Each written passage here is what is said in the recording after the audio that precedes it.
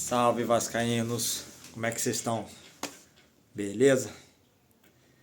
E aí? Todo mundo com dor de cabeça? Eu tô. Vou falar pra vocês que eu tô bastante, tá? A gente acorda pra trabalhar, pensando no Vasco, puto, né? Puto da vida, que essa é a palavra.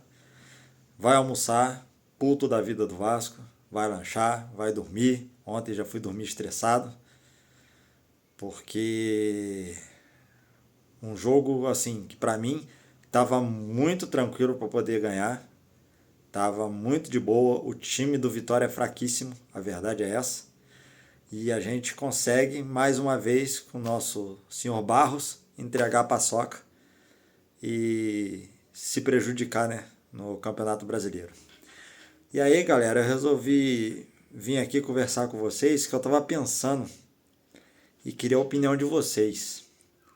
Até onde a gente pode responsabilizar, né, indiretamente o nosso antigo treinador Fernando Diniz? E galera, eu sei que ele não tá mais no Vasco, muita gente vai falar isso. Ele não é o treinador, é bola pra frente, a gente tem que pensar no futuro, esquecer o passado. Porra, eu entendo tudo isso. Mas até onde ele é responsável por como está o Vasco hoje? Porque a gente tem que parar para pensar e analisar que contra fatos não há argumentos. O nosso artilheiro, por 2 anos seguidos, que foi o Verratti, saiu por culpa dele. Sim, saiu por total culpa dele. Porque ele falava que o Verratti não tinha velocidade, falava que o Verratti deixava o time mais lento, e isso induziu, tá, a torcida. A verdade é essa. Essa forma dele tratar o Verratti, que deixou ele no banco muitas vezes, botava só no final, tudo, induziu que o time seria melhor sem ele. E talvez na época que o Ryan estava de centroavante, eu podia até concordar, porque o Ryan é um garoto fora da curva, né? É um craque, né? E tem muito a evoluir ainda. Só que todo mundo sabia, né, que o Ryan seria vendido. Fazendo muito gol no Vasco, decidindo jogos, jovem, entendeu? Todo time europeu ia querer. Então era um fato que também ele iria sair.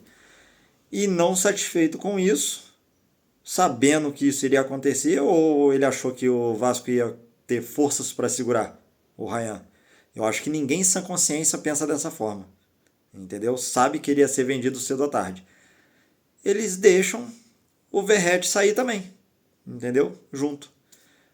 E qual é o resultado todo da obra? Ele deixa o Verratti sair e traz o Brenner e o Spinelli, que são hoje os nossos centroavantes. E aí, gente, é o que eu pergunto a vocês. O que o Brenner e o Spinelli têm de melhor que o Verratti? Fala pra mim. Porque o Brenner ele veio por causa do Fernando Diniz. O Fernando Diniz não era o cara do telefone, que ligava para um, que ligava para outro, que trazia o jogador? Pois é, senhor Fernando Diniz. Você trouxe o Brenner para não fazer porra nenhuma. É um jogador que nem corre. E é o que é metade da idade do Verratti. E você criticava o Verratti, né? Que não conseguia correr. E o Brenner? Corre pra caramba, né? Pois é. Então eu precisava falar sobre isso. Eu queria saber a opinião de vocês. Porque, gente, agora a gente tem 2 centroavantes que são caneludos. Porra, se o Verratti era caneludo, esses dois são caneludos ao quadrado, tá? Tanto o Brenner como o Spinelli. E o pior de tudo, os caras não fazem gol. Porque o Verratti, pelo menos, fazia gol. Teria feito pelo menos um gol ontem contra o Vitória. Eu aposto com qualquer um. E agora? Entendeu? A gente tem 2 centroavantes ruim, caneludo e que não sabe fazer gol.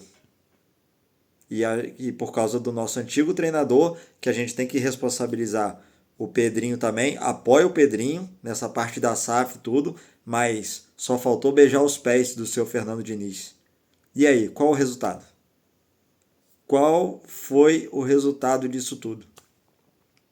A gente ficar sem atacantes que não sabem fazer gols. Tá aí. A gente tem 2 ainda. 2. 2 pernas de pau que não sabem fazer gol. Fora a defesa baixa, que não tem estatura de zagueiro e por aí vai. Mas hoje eu queria conversar sobre isso. Felipe Coutinho, outra situação também. Cara, todo mundo sabe que o Felipe Coutinho teve um desgaste enorme pela forma do Fernando Diniz jogar. Felipe Coutinho jogou muitas vezes de volante. Todo mundo viu isso. O Brasil inteiro viu isso, o vascaíno viu isso. E aí o que acontecia? Ele começava a se desgastar muito, perdia fôlego, perdia físico no jogo, começava a errar e a torcida caía em cima. E hoje nós não temos o Felipe Coutinho, que é 2 vezes melhor que o Rojas também. Então, essa herança maldita do Fernando Diniz, que é essa a minha opinião também, hoje a gente está pagando o pato em todas as situações de ter teimado com o Fernando Diniz. Foi em contratação de jogador, em forma de jogar, entendeu? E toda a questão física, tática, montagem de elenco, que hoje a gente é defasado. Não temos um volante marcador, nós não temos um volante camisa 5. Nós não temos. A gente só tem segundo volante. Barros é segundo volante. Thiago Mendes é segundo volante. O Rick é segundo volante. E aí? E aí? Quem montou esse time? Porque esse time foi montado lá no início do ano. Quem estava lá no início do ano? Pois é, galera. Curte aí, deixa seu comentário.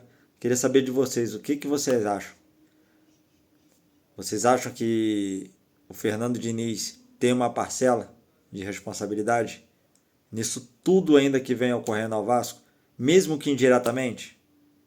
Eu acho que tem. E agora, para remontar esse time no meio do campeonato, vai ser complicado. O rebaixamento já está aí. Valeu, galera. Tamo junto. Curte aí, comenta, compartilha. Fala aí o que você acha. Valeu!